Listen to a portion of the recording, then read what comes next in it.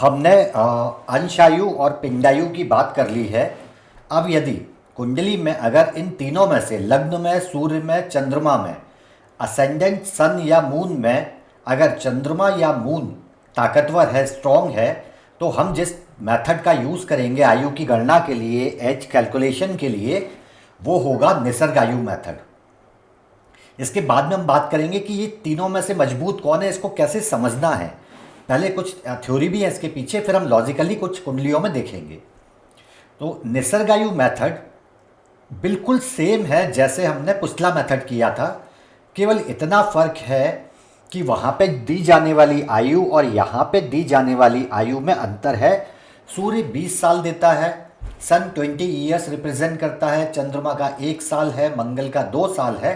इस तरह से 20, 1, 2, 9 साल, 8 ईयर्स, 20 ईयर्स, 50 ईयर्स, इस तरह से आयु निर्धारित की गई है अलग अलग ग्रह के लिए। बाकी पूरा तरीका, पूरा मेथड सेम है, और चूंकि हम ऑलरेडी कर चुके हैं तो इसलिए थोड़ा सा हम जल्दी करेंगे। ये हम पहले भी देख चुके हैं। ग्रहों की उच्च राशि, सूर्य की उच्च राशि है, परम उच्च अंश है, हाईएस्ट एक्सॉल्टेशन पॉइंट है 10 डिग्री एरीज या 10 डिग्री मेष राशि। तो मैं उसका उच्च अंश लिख लूँगा 10। लेकिन मंगल का है 28 डिग्री कैप्रिकॉन मकर राशि। इसको अगर मुझे पूरा डिग्री में लिखना है तो मैं क्या लिखूँगा?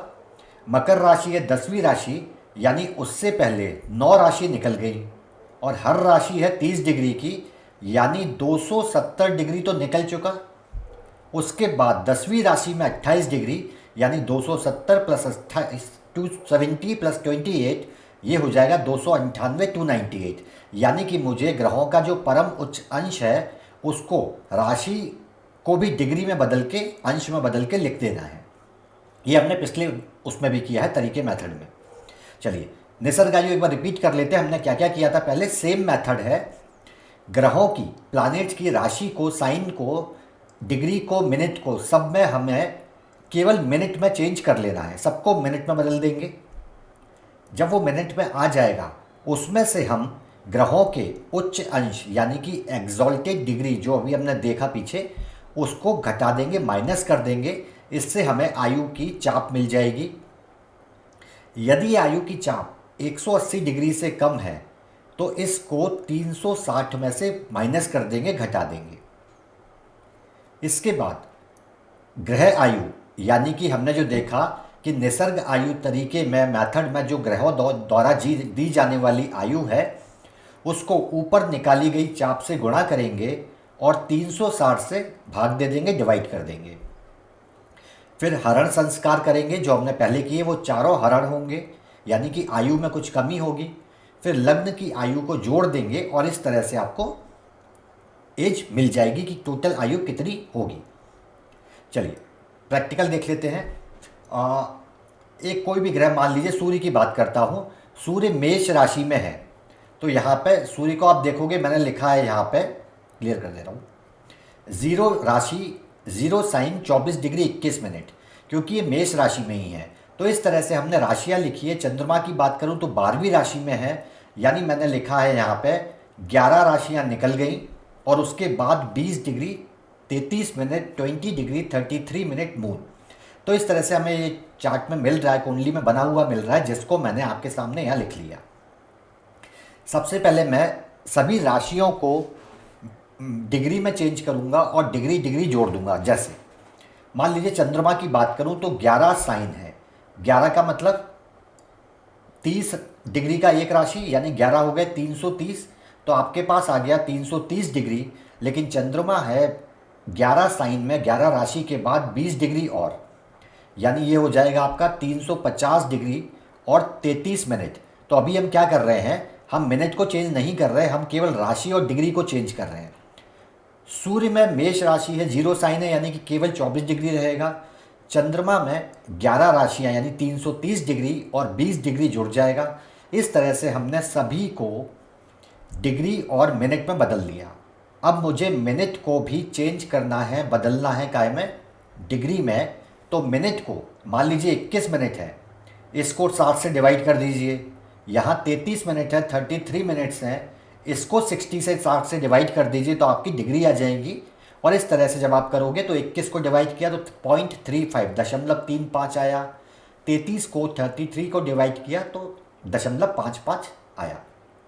इस तरह से अब मेरे पास सभी डिग्रियां आ गई। मैंने क्या किया, सभी ग्रहों को डिग्री में बदल के लिख लिया, उनकी राशि को, डिग्री को, मिनट को, सबको डिग्री में बना के जोड़ के सामने लिख लिया।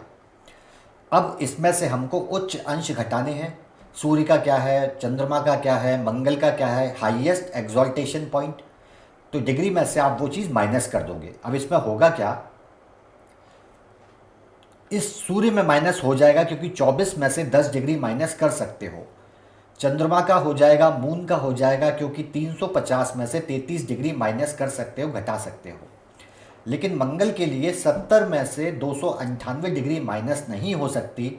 तो जब ऐसी स्थिति आएगी तो मैं क्या करूँगा, मंगल की जो 70 डिग्री है, जो भी पूरी डिग्री है, उसमें 360 पहले जोड़ूंगा, फिर उसमें से 298 घटा दूंगा। यानी कि इस एग्जाम्पल में देख लो, शुक्र 23 डिग्री का निकल के आता है, 357 घटाना है तो माइनस नहीं होगा। तो मैं क्या करूँगा, इसकी जो 23 वाली डिग्री है इसमें 360 जोड़ दूंगा। अब इसमें से 357 यानी कि 357 को माइनस कर दूंगा। तो जहाँ जहाँ हम घटा नहीं सकते क्योंकि नंबर छोटा है, वहाँ 360 जोड़ दोगे। मंगल के लिए 360 जोड़ा है, मरकरी के लिए, बुध के लिए 360 जोड़ा है, शुक्र के लिए जोड़ा है और शनि के लिए जोड़ा है। तो ये पूरा कैलकुलेशन 360 जोड़ के हमने घटा दिया तो हमारे पास ये फाइनल आंसर आपका आ जाएगा।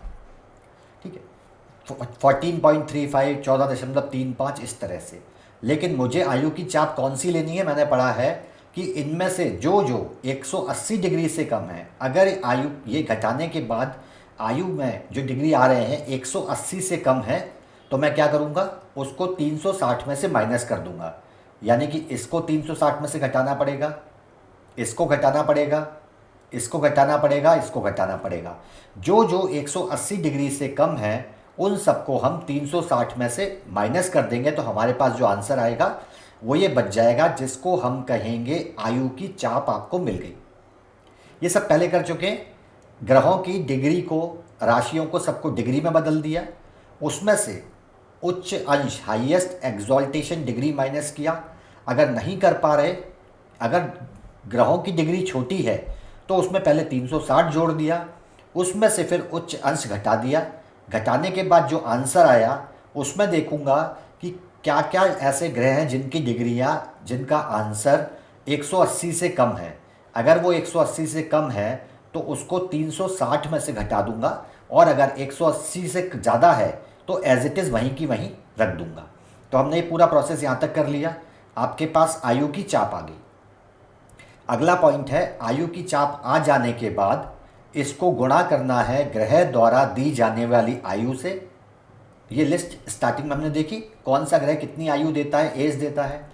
इन दोनों का गुणा करना है और उसको 360 से भाग देना है, ये हमारा फॉर्मूला है।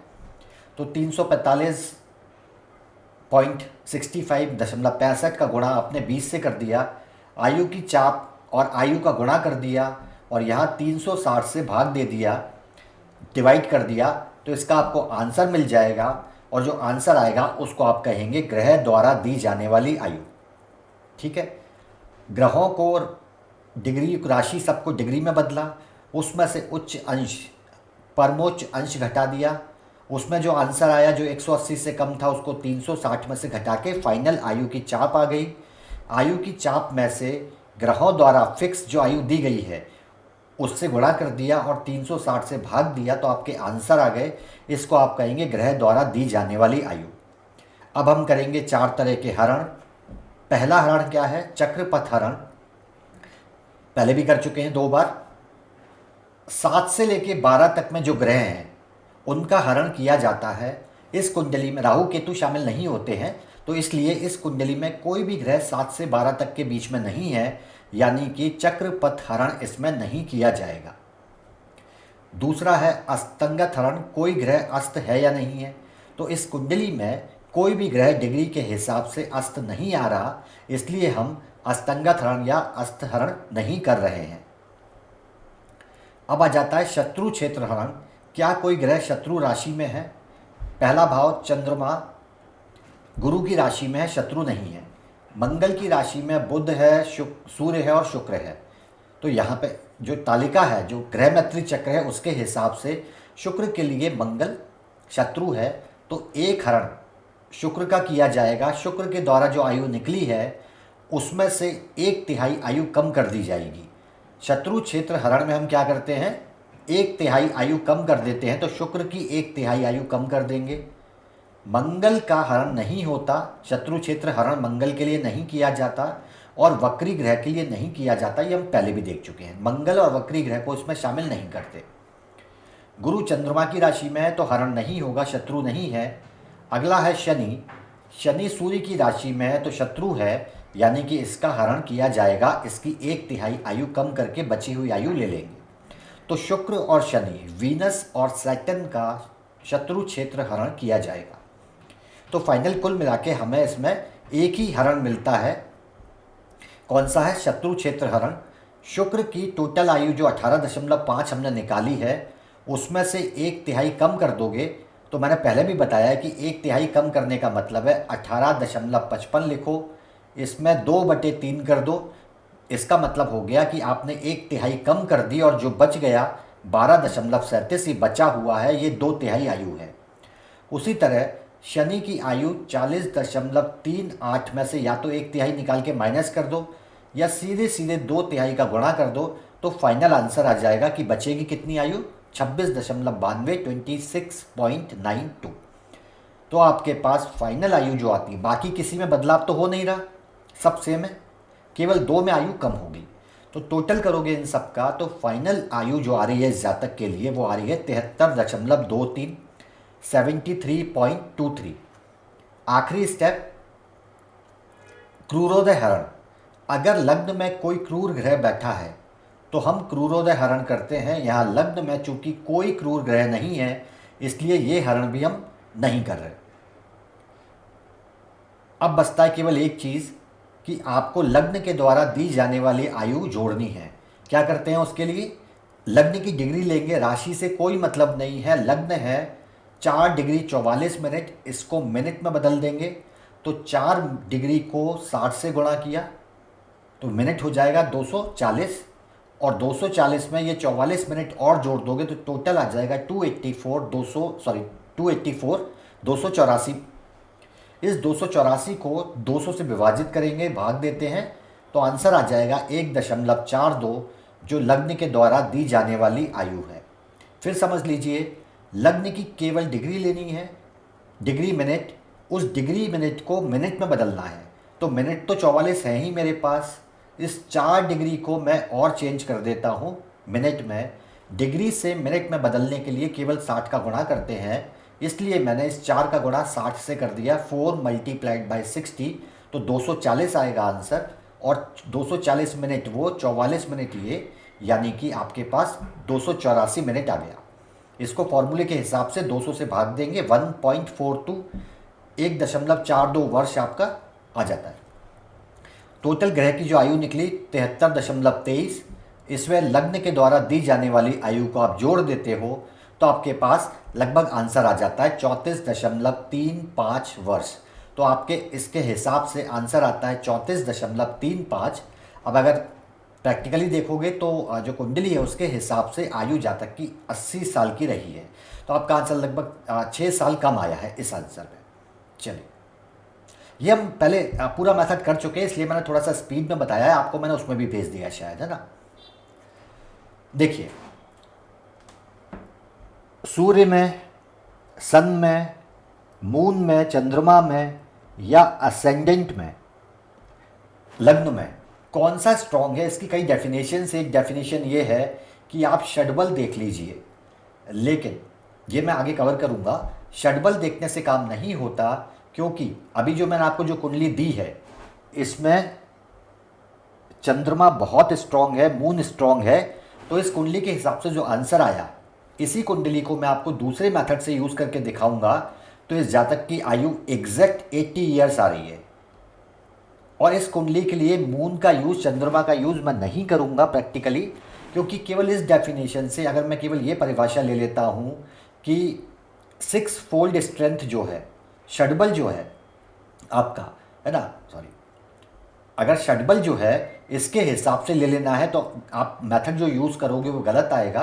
तो हम कल 5-6 कुंडलियाँ लेंगे, उसमें देखेंगे सूर्य, चंद्रमा और लग्न की पोजीशन, षडबल भावबल देख लेंगे, और उसके बाद हम देखेंगे कि क्या इस तरीके में इसका यूज़ करना है या नहीं करना। तो इसको कल हम कल के सेशन में कर लेंगे। अभी एक कुंडली और कर ले रहे हैं।